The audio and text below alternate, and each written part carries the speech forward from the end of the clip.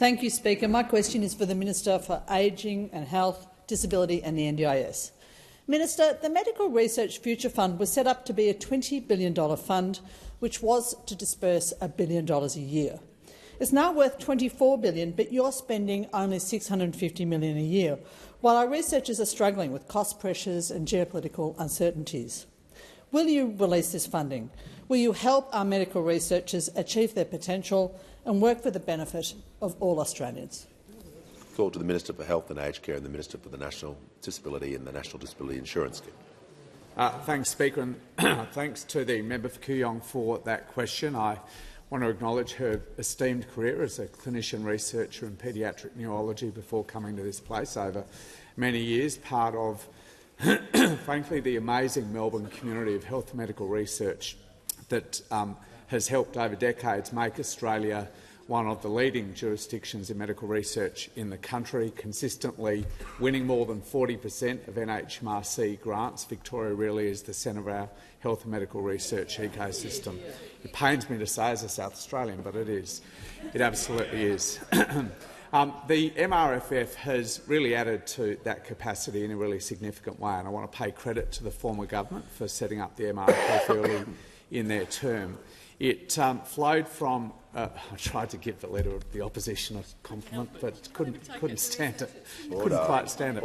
It flowed from a review I commissioned 14 years ago that Simon McKeon, who was the Australian of the Year at the time, conducted because, frankly, our budget for medical research was topping out, then at about $650 million a year.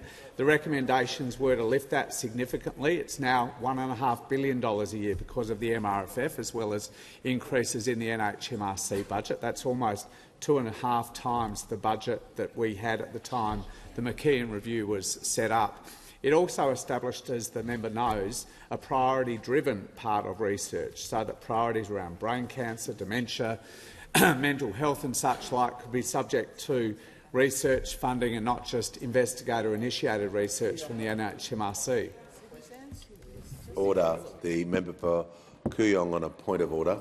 It's a pretty simple question, Mr Speaker. Is the minister going to disburse more money from a fund which is overfunded to the tune of $4 billion already?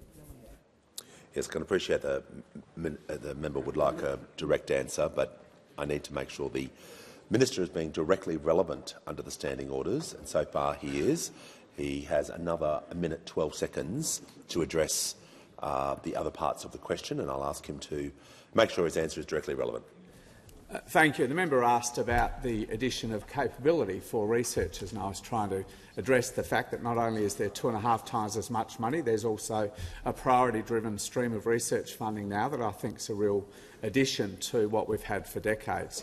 The member is right. There has been a policy decision in government, going back to the former government, to cap allocations from the MRFF at $650 million a year, which, as I said, added to the $850 million budget of the NHMRC, adds up to that $1.5 billion. And I know there is a debate within the research community about that. That debate will play out excuse me, again, as part of the development of a national strategy for health and medical research. A draft of that strategy is due to be published very shortly, and I'm sure there'll be a discussion about the maximum allocation. And also the Treasurer and Finance Minister have just conducted their 10-year statutory review of the MRFF, and that review will be published shortly as well.